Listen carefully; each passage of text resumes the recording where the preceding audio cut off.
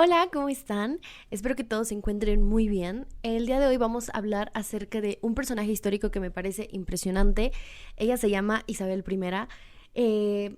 A mí particularmente me gusta muchísimo hablar acerca de Isabel I porque fue una persona increíble para su época.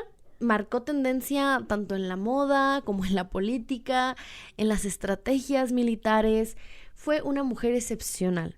Vamos a hablar quién fue ella, quiénes fueron sus padres, cuál es el contexto histórico, cómo fue que revolucionó Inglaterra en el siglo XVI. Bueno, vale, vamos a comenzar. Y bueno, recordemos que pueden suscribirse, darle like, dejar un comentario si es que esto les gusta, la información les parece relevante, se los agradecería muchísimo. Y pues nada, comenzamos. Bueno, Isabel I también se le conocía como la Reina Virgen. Este nombre se le dio porque nunca se casó. Ella subió al trono a la edad de los 25 años, más o menos, pero nunca se casó. Ella gobernó Inglaterra durante 45 años, desde 1558 hasta 1603. Todo el siglo XVI prácticamente ella estuvo ahí al frente de Inglaterra. ¿Quién era Isabel I? Bueno, tal vez han escuchado hablar acerca de su padre, que fue una persona muy interesante. Su padre era Enrique VIII. Enrique VIII es conocido por tantas veces que se casó. No porque haya sido el mejor estratega militar, no porque como conquistó tierras, no, sino porque se casó 6 veces. Que para su época, si lo pensamos bien, era muy difícil hacer eso. ¿Cómo es que Enrique VIII logró esto? Bueno, pues para empezar, él mandaba matar a sus esposas o decía que le eran infiel o simplemente decidía divorciarse. ¿Cómo es que se divorciaba si en ese momento gobernaba la Iglesia Católica? Bueno, pues para empezar, Enrique VIII creó la Iglesia de Inglaterra, también se le conoce como la religión anglicana. En esta nueva religión, que no es como que él haya creado, pero pues sí fue uno de los principales que estuvo ahí al frente promocionando estas nuevas ideologías, se supone que sí te podías divorciar. Entonces, Enrique estaba casado con una persona también muy poderosa. Su nombre era Catalina de Aragón. Catalina de Aragón era una mujer excepcional porque era hija de los reyes católicos de España, sí, de Fernando de Aragón y de Isabel de Castilla. Entonces, Enrique VIII se casó con esta mujer, Catalina de Aragón, intentó tener un heredero varón, pero no lo logró, y después de 20 años de matrimonio decide separarse de Catalina de Aragón, y se casa una segunda vez con Ana Bolena. Ana Bolena lo sedujo totalmente, no solamente por su belleza, sino porque era una mujer muy interesante, porque lo intrigaba totalmente. Ana sedujo al rey Enrique VIII prometiéndole tener un heredero. Ella se lo iba a dar, iba a nacer de ella, de su amor, de todo esto. En fin, Enrique se separa de la Iglesia Católica, se vuelve parte de la Iglesia Anglicana y tiene a su primer hijo, que no es un varón. Resulta que su primogénito es Isabel I, sí, de la misma de la que estamos hablando. Entonces, Isabel I es hija de Ana Bolena y de Enrique VIII. Ella nace en el año de 1533, pero pues al no ser un varón, Enrique queda totalmente desilusionado, decepcionado, no está a gusto ni feliz con el resultado de tener otra hija, ¿vale? Entonces decide separarse también de Ana, pero no de cualquier manera, sino la manda ejecutar. ¿Por qué? Por traición.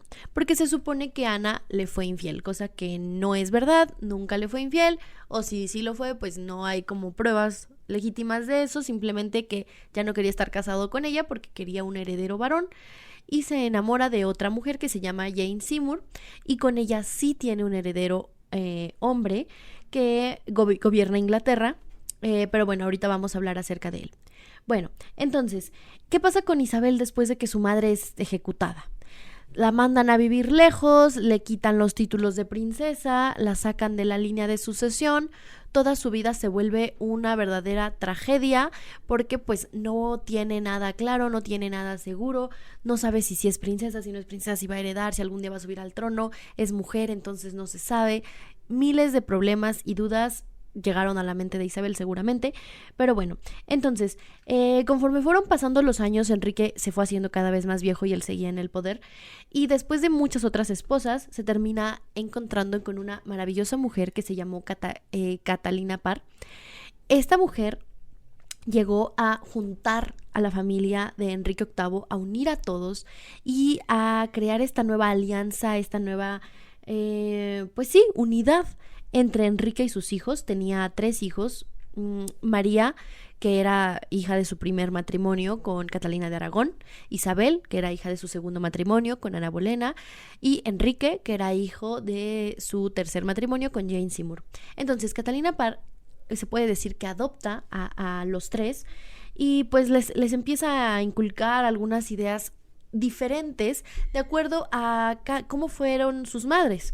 Por ejemplo, Ana Bolena, que era abiertamente protestante, Catalina Parr no tiene ningún problema en dejar que Isabel lea, investigue, se meta en todo lo que tiene que ver con esta religión, porque su madre era protestante. Entonces, Isabel se vuelve muy hábil en los idiomas, en temas también de religión, se vuelve una estudiante inigualable. Entonces, bueno, conforme van pasando los años, Enrique se enferma y él dice que cuando él muera quiere que la línea de sucesión sea la siguiente.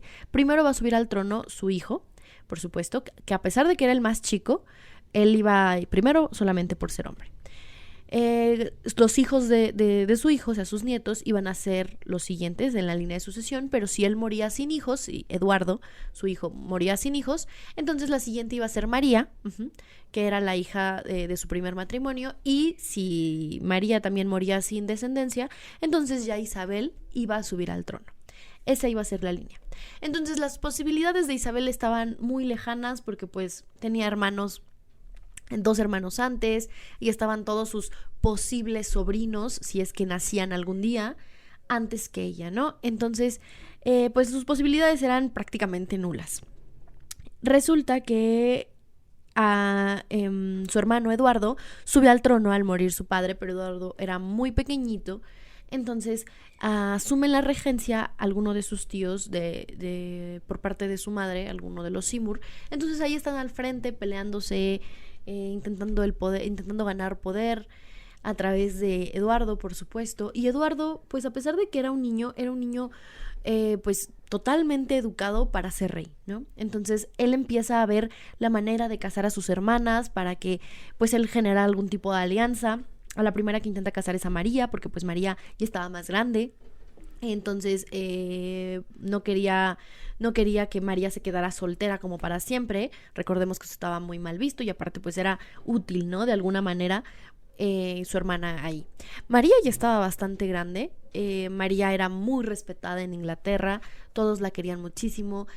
Ella siempre estaba haciendo obras de caridad, donando a los pobres, visitándolos, en las iglesias también. Recordemos que ella era hija de Catalina de Aragón, que es hija también de los reyes católicos. Entonces, por supuesto que María era una persona súper católica que llevaba la religión en su sangre.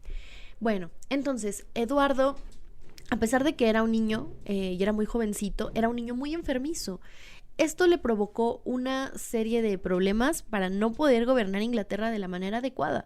Entonces, a pesar de que él se hace muchas reformas, él también era protestante. Entonces empezó a hacer reformas a favor de los protestantes y él tenía miedo de que, al ser una persona tan enfermiza, que si él moría, iba a subir al trono su hermana María y ella iba a deshacer todas estas reformas porque ella era una persona pues católica, no protestante. Entonces, bueno, él no quiere que su hermana María suba al trono, él preferiría que subiera Isabel, que también es su hermana y que era protestante, entonces iba a seguir respetando esas reglas que él había puesto, pero él no puede hacer eso porque ya estaba dicha la línea de sucesión.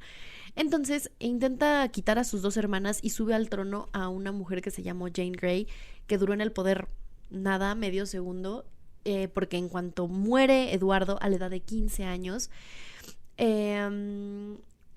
sube esta mujer, Jane Grey, y María, evidentemente, con un montón de gente que la seguía, de fanáticos, la suben al poder, quitan a Jane Grey, la mandan allá a desterrar, matar. Y bueno, entonces María gobierna, empieza obviamente a deshacer todas las reformas que había hecho su hermano y ella decide que lo mejor es mantener alejada a Isabel, ¿no? Porque ella la veía como una potencial amenaza, porque pues Isabel podía quitarle su trono en cualquier momento.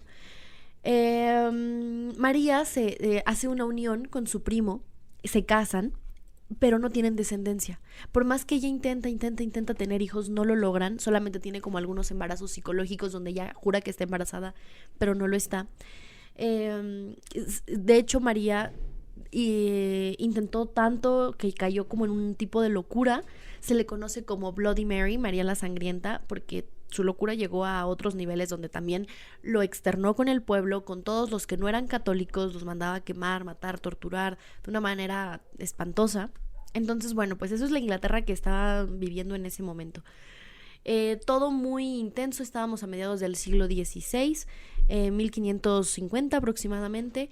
Entonces todo está por los suelos, el pueblo está pobre, no hay dinero, no hay una religión fija, no hay nada seguro. La reina no tiene herederos, entonces va a subir al trono Isabel, que va a venir a quitar todas estas nuevas reformas que ya puso su hermana María, que ahora a favor de los católicos. Entonces, ¿qué va a pasar? El pueblo estaba totalmente en llamas preguntándoselo. Bueno, pues Isabel sube al trono al morir su hermana. Ella tenía, como ya lo mencioné, me parece antes, tenía 25 años. Ella sube como reina de Inglaterra en 1558. Ella gobierna Inglaterra desde 1558 hasta 1603. Es conocida por haber llevado a cabo una serie de reformas políticas, económicas muy importantes y por haber liderado Inglaterra durante todo ese periodo de tiempo, que fue un periodo muy largo y se le conoce como la era isabelina.